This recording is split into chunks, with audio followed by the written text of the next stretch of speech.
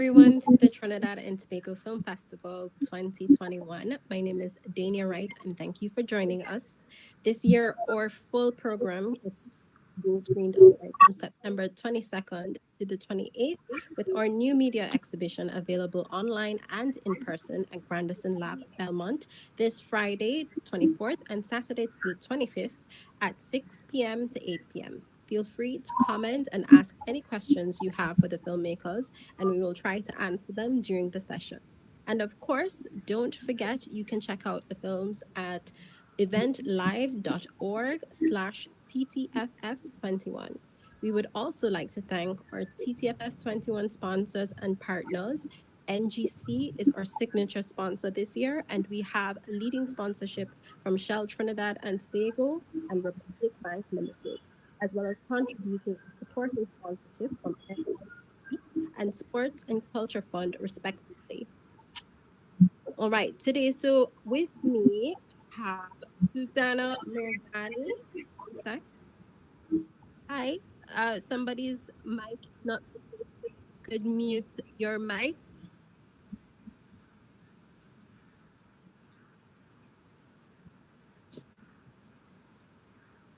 Hi. Sorry. I think Soraya, you're not muted.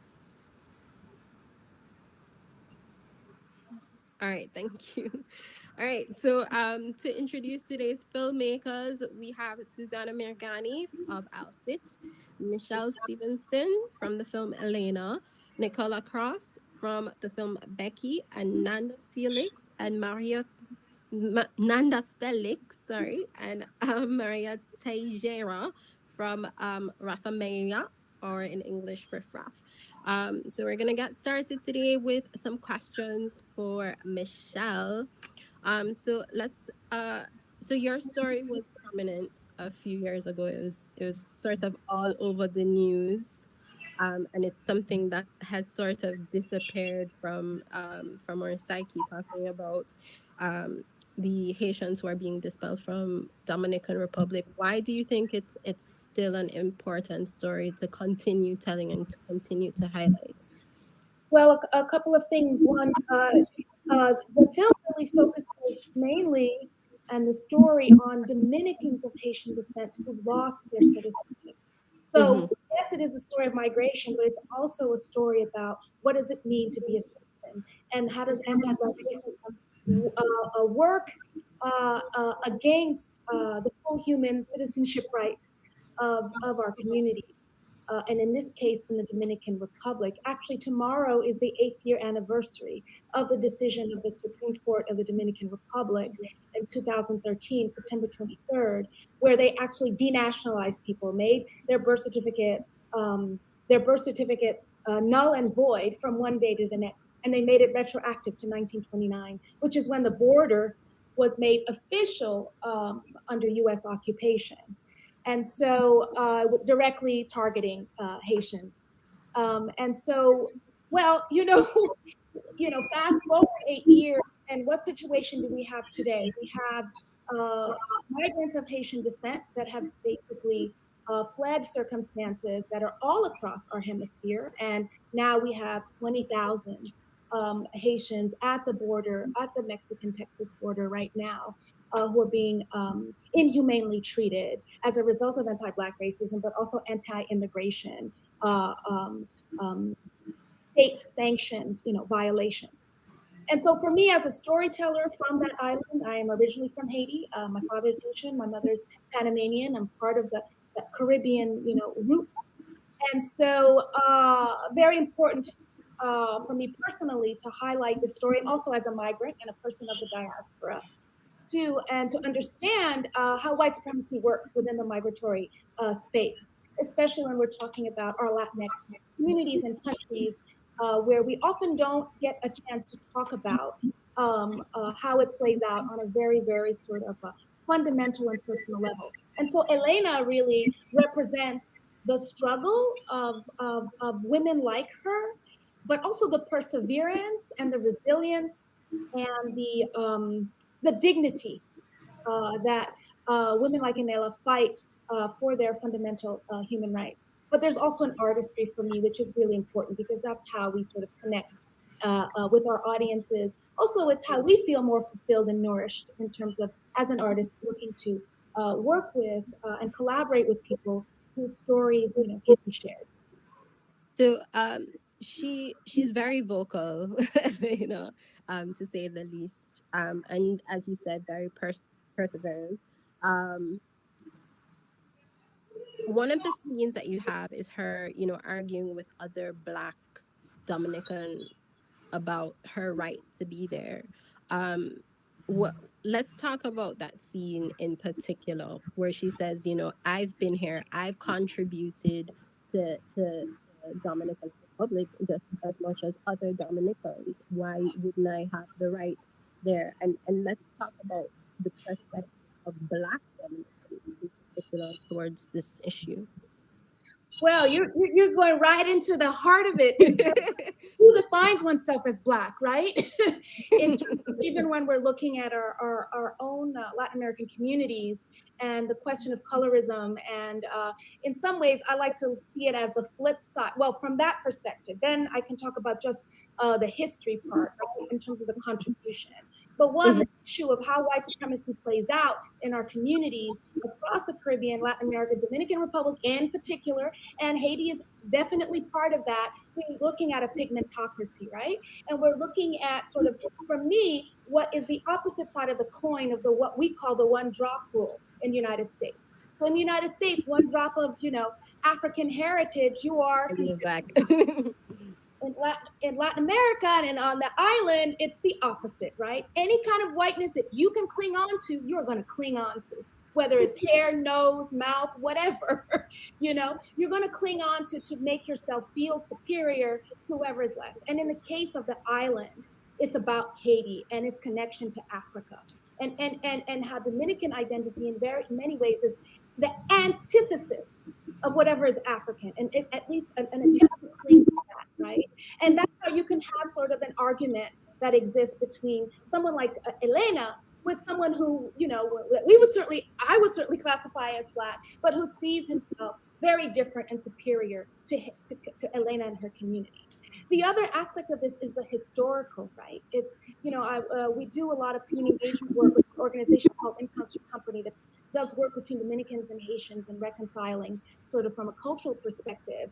And the notion is that for us to even commence a dialogue, we have to have a common understanding of our history, that we have to have a common sort of fundamental understanding of what the history of the island is.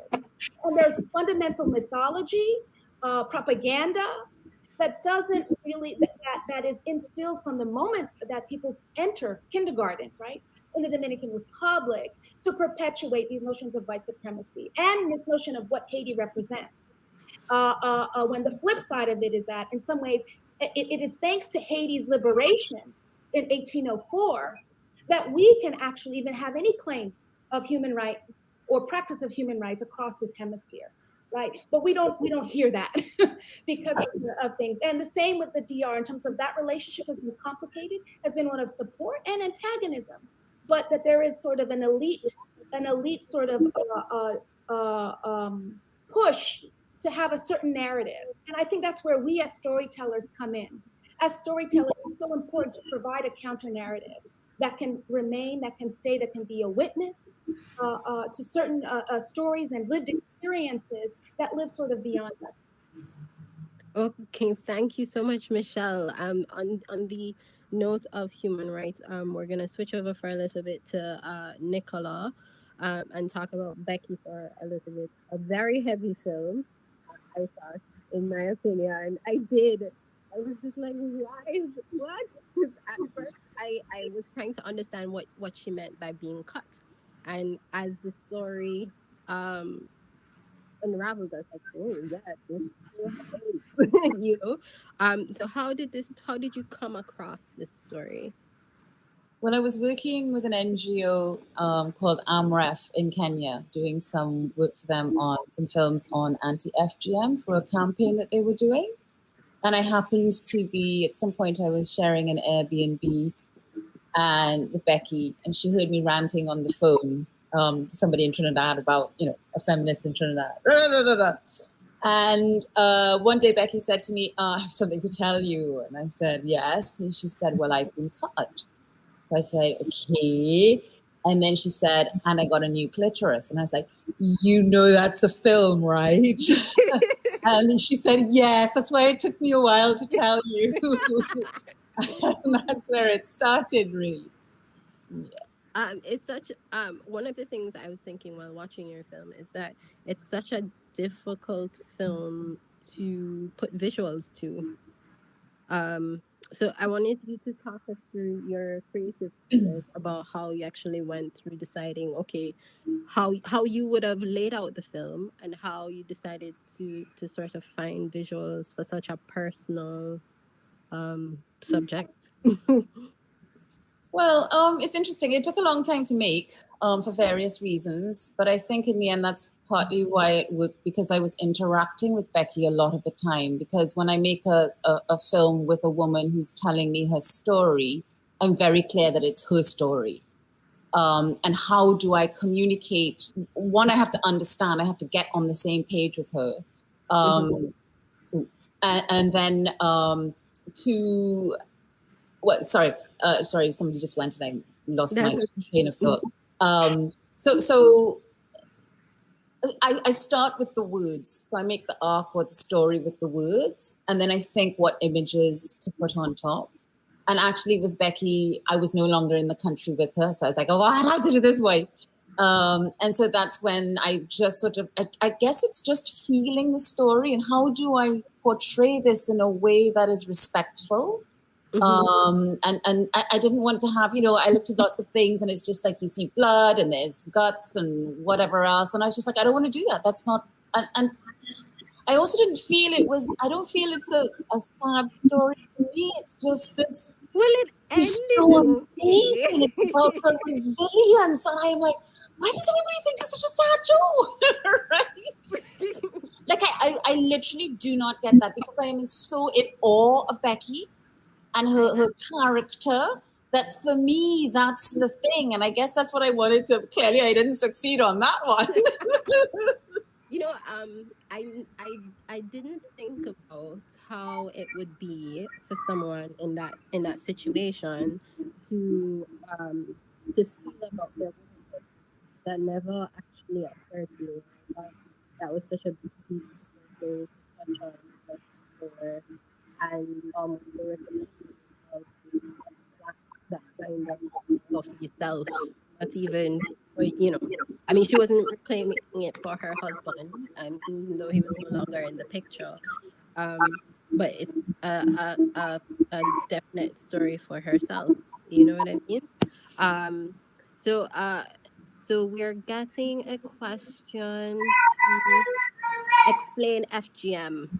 If you could explain what FGM is for the audience, because I guess okay. So female genital mutilation is what it is, and in some places they call it cutting.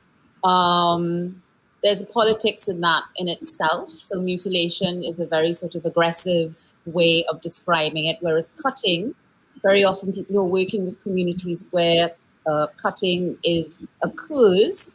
It's a more respectful way of saying this is a tradition, and we're actually engaging with you again around human rights. And how do we do that? And if we go in there sort of with your cutlass, that's not going to work. So in terms of changing cultures, it takes a much longer time, and so we actually have to be on the same page as people and actually understand where they are at. And how do we come out with something? And very often, I know there's an organization in West Africa, and they work with communities. They don't even talk about, they just talk about human rights. They don't even talk about cutting, and they sort of give it 6 months, and then after 6 months, they then say, where are you at? And the community says, you know what, give us another 6 months. And so they come to it themselves in terms of the changes that they want to make. In terms of FGM itself, it's basically, gosh, I haven't done this for a while. There are 5 different types of cut. And it's literally just cutting. Just one second, Nicola. 1 second. I don't mean to cut you, but Michelle has to go, so we're just going to say goodbye to her quickly. Thank you for coming. Thank you so much. All right. Okay. Nicola, you can go ahead and describe the 5 types of cutting. Yeah, if I can remember them. Um, so one is the excision of the clitoris itself. One is just the hood and the labia. I can't remember all the 5, but they're different sorts of categories.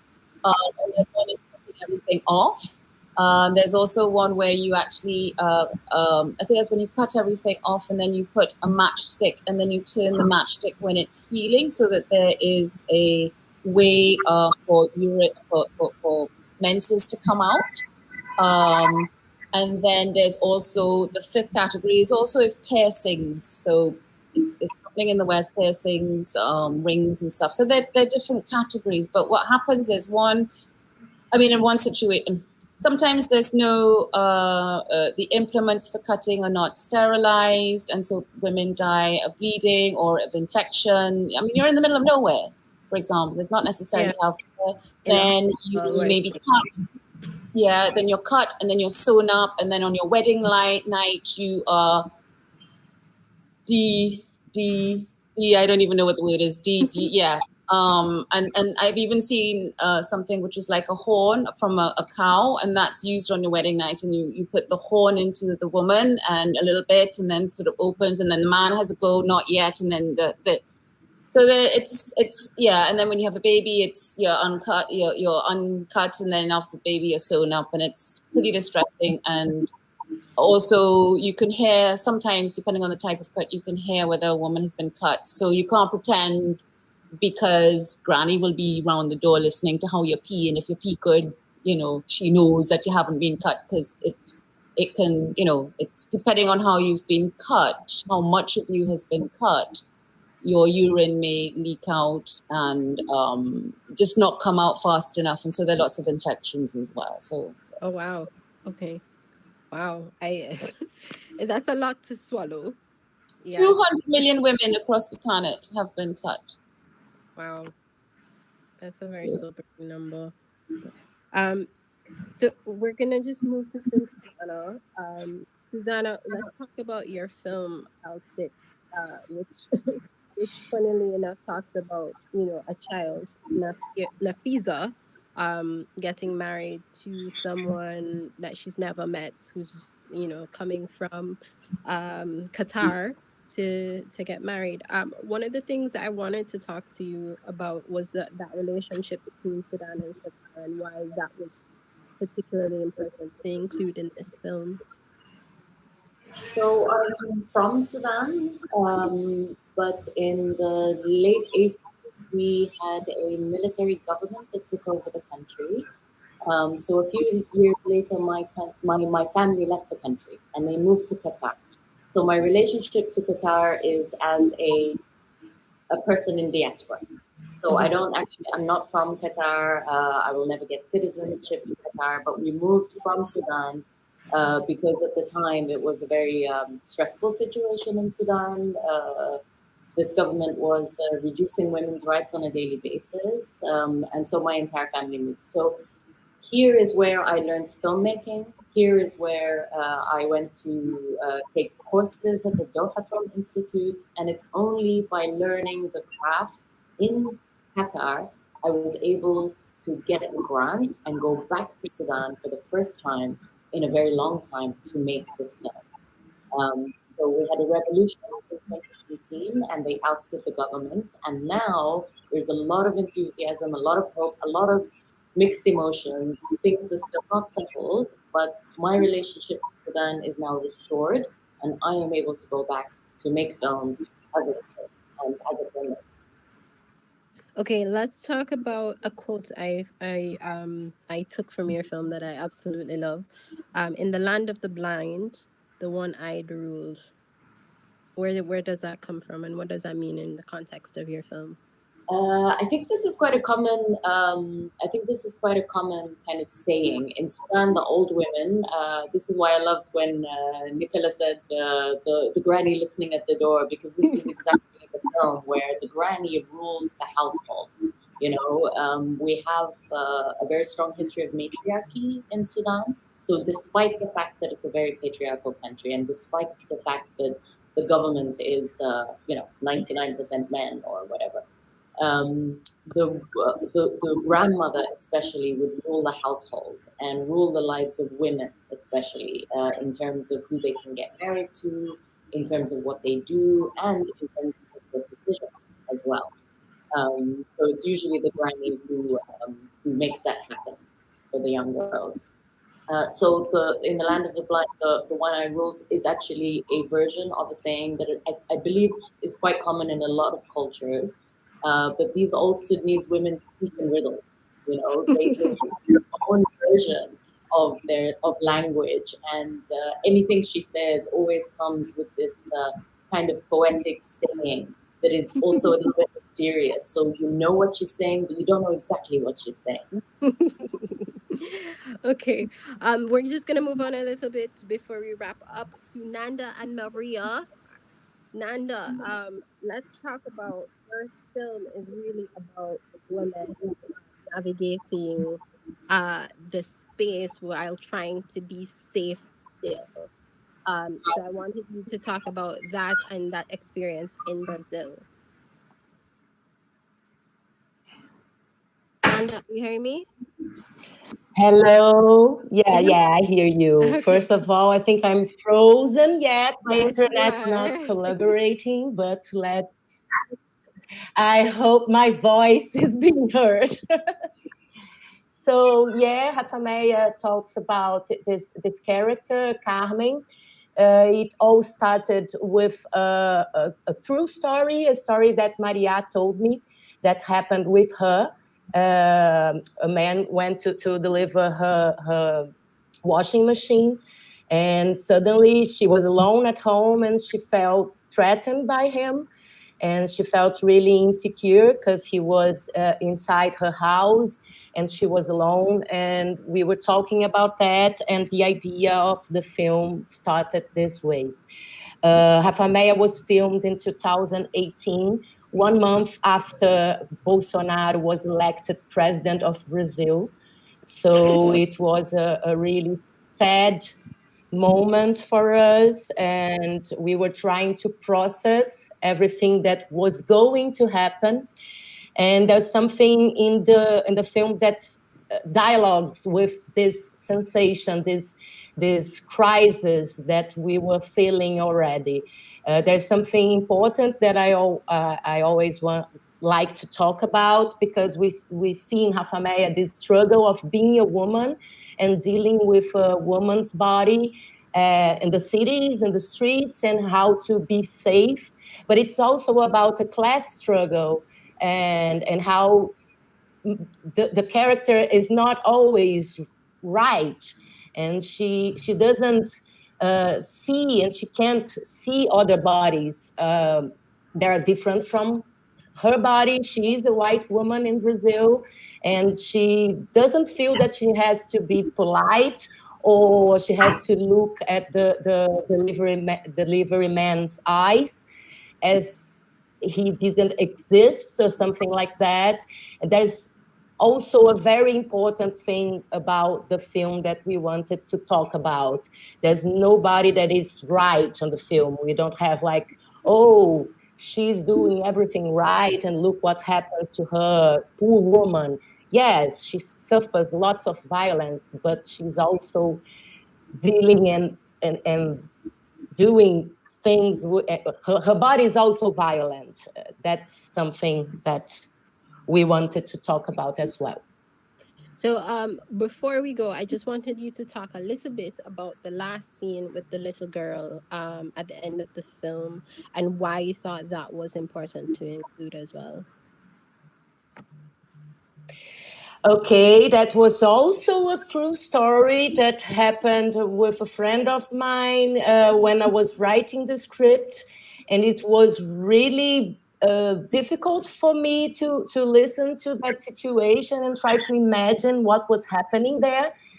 This sense of not feeling safe for everybody that was in the scene. The girl, of course, most of all for the girl, the little girl, for the supposed father that he says he is her father and nobody believes him, and for those women that were trying to protect her. But you don't know what is really happening in that scene. And it's the first time that Carmen, our character, our main character, stops, and she's able to see another body at that moment, and they connect as two girls. The girl's not a woman, but two girls looking at each other's body, and in some way understanding something that is not on the surface of what's happening. And it was really important for us that in this scene, we didn't actually know who is saying the truth. There is no truth at that point. You don't know if he's her father and if he's not. But she's feeling all of that, and she's just a young girl. And this violence starts really, really soon in her body, and how she's going to grow and to become a woman, dealing with all those things that is going to be with her for the rest of her life. All right. Thank you, guys. Thank you, everyone, for participating. We really appreciate it. To the viewers, we're glad that you joined us. Thank you, everyone, for joining this Q&A. Don't forget that you can still catch all of these great films as they're screening today. So check out ttfilmfestival.com website, where you can find all the information on how to buy tickets and how to check out upcoming films as well. Thank you, ladies, so much. Your work is very important. I truly enjoyed your films, as I know everyone will as well. And I hope that you enjoy the rest of your day. Bye, guys. Nice to meet Thank you.